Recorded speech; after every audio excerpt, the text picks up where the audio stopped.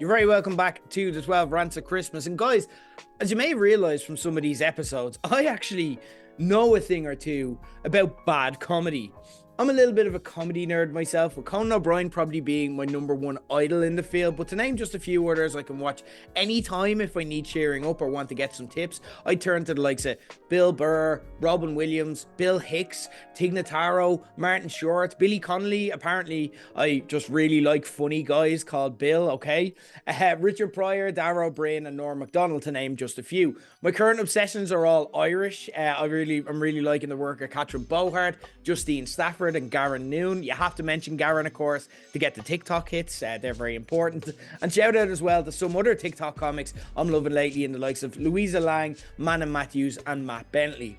The problem though with the rise of YouTube, Vine, and now TikTok or Reels is that it's created a meme culture in comedy that means anyone who's had one friend ever say to them, "Oh, you're gas, mate, you should be a comedian," now thinks they can be funny professionally and they don't actually need to put in any effort to do so. And for every Garen that we probably get this way that we never would have gotten beforehand, we have a million other people just taking up oxygen, trying way too hard to go viral.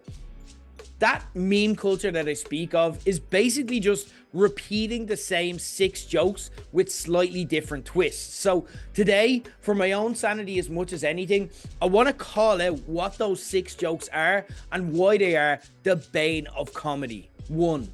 Anti-woke comedy. I'm probably going to get in trouble for saying this, guys. Shh. I need to talk quietly in case the woke mob hears. I'm probably gonna get cancelled for saying this, but it needs to be said. What about this, guys? What, like, you're not even making jokes. You're just playing up to the absolute dregs of society here, saying words you shouldn't say anymore. Not because you might get cancelled, because who gives a shit? Joe Rogan is literally the only successful one of these types of comics, so none of them has a notable career to lose. But because you're not intelligent enough to realize that we just don't say certain things because they hurt people and we choose not to be dicks. Saying the quiet part loud isn't brave, it isn't edgy, and it's definitely not funny, aka your one job. It's just signaling to the entire planet that your intelligence has a low fucking ceiling and you don't care enough to educate yourself, because speaking to sweaty creeps who spend half their days with their finger up their arses is the easier option. 2. Couples comedy. Guys, why does my boyfriend take less time than me to get ready? What's all that about? I'm gonna start singing around my boyfriend while he's on the phone. Let's see if he sings along too. OMG, he did sing along. We're meant to be. We're doing the same dance at the same time. It must be love. Do you ever notice how girls are all like, "Ooh, cuddle me, cuddle me, cuddle me," while guys are all like, "Oh, I just like playing video games and watching football"? What's all that about? This isn't even comedy. This is just insecurity in your relationship masked as attention seeking. If this is what you think you need to have a happy relationship, what you actually need is to either get a divorce or just split up with them now and re-download the apps, because this is not what a working relationship looks like. 3. Parent comedy. Son, it's time to get out of bed. What do you mean you're not going to get out of bed? You have to get out of bed. You're mad. My teenager doesn't even listen to me when I tell him to clean up after himself. Oh, you ever notice that toddlers are so like energetic and mad? Like, I just want to go asleep in the morning and stay in bed until all hours, but my kid is all like, "Wah, wah, wah. You can't go asleep because I'm a toddler." Wah, wah, wah. You're literally just saying things that happen regularly to parents. Why is that funny or comedy or a joke? And I get that comedy needs to be relatable, but for God's sake, just acting out basic situations that people can relate to doesn't make it comedy.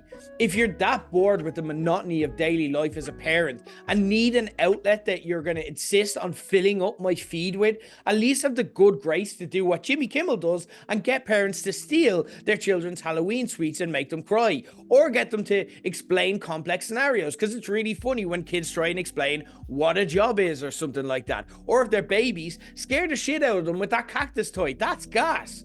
The point is, your kids are funny. Your kids are funny. You're not the funny one in this. You're just a person who sees your funny kids, gets jealous of them, and think you can repeat the magic, but you can't. Sorry. 4. Work-based comedy. Let me know when you can see my screen, guys. That's a thing people say a lot during meetings. And then the boss was like, care about your job. And I was like, no, I'm fucking mad. Who gives a shit about their job? Guys. Sometimes I wear pajamas in meetings. They think I'm wearing trousers. Are you noticing a trend here? Yeah. It's more people just saying things that happen a lot with slight twists. The worst thing I hate about work comedy is that it actually reminds me of being in secondary school, where the gag is that anyone who cares and takes pride in the thing they spend more time in their waking hours doing than anything else in the world is somehow the loser of the scenario. Like kids who actually tried at school and worked hard to get good opportunities later in life were swats. But while you're desperately trying to parody this on TikToks for a few empty likes that won't fill that gaping void inside of you, the people that you're slagging are actually out there living more fulfilling lives because they give a shit about what they do. You need to get over this whole, I'm not gonna try because trying is for losers mindset, and just fucking grow up. 5. I'm getting old comedy. I don't listen to the same music young people do, and I think my music is better. Me on a Saturday night in my 20s. Yeah, I'm gonna get drunk and party. Me on a Saturday night right now. I'm really tired and old. I now say things that my parents used to say, like, eat your dinner, do your homework. What happened to me? Again, with it just saying things that all of us think at some stage. But when professional comedians do it, why they're on stage and successful is they're able to identify and come up with funny ways of describing situations we didn't already realize that we could relate to. Like, I'm getting old comedy is the equivalent to just saying, I'm hungry and feel like eating food. Now that I've eaten, I am no longer hungry anymore. Brilliant. Great. Good one, lads. Put that one on fucking tour. The saddest part about this is that the joke behind the joke is, how have you gotten so old and made it through life this far and not gotten funnier yet? 6. Lip sync comedy. I'm gonna take something funny that someone else said and I'm gonna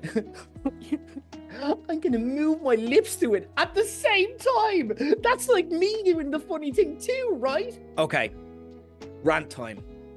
Lip sync comedy isn't something that any of us think is funny, including the people who do lip sync comedy. The only people who do lip sync comedy and get any traction are attractive women who are using it as an excuse to be like, by the way, have you noticed that I'm a very attractive woman? But can't say that because it's way too obvious and not humble. But social media has made them so. They're now addicted to this validation in order to tackle any insecurities they think they may have. So it's a way that they can do so while still pretending they're actually using a skill. And the worst part here is, lip sync comedy isn't easy to do. It's something that clearly takes a lot of work, a lot of practice, and a lot of memorization. So don't get me wrong. I'm not saying that if you do lip sync comedy, you don't work hard. I'm saying that all of your hard work is for nothing. It's the equivalent of cutting your grass with a child's safety scissors when the lawnmower is right there. If you absolutely must get this daily validation from people, just take a picture and write the caption, like this if you think I look attractive here. I guarantee you will get the exact same results and you'll have much more time on your hands, and I won't have to look at your shit comedy and can just look at the originally funny things instead. And last but not least, this doesn't actually fall into any of the above categories, but if we are talking about shit comedy that shouldn't get any attention, we need to mention the absolute worst culprits. Ricky Gervais or Matt Rife Netflix specials. Fucking hell. Anyway, guys, back tomorrow with the final edition of this year's 12 Rants at Christmas. Thanks for listening as always.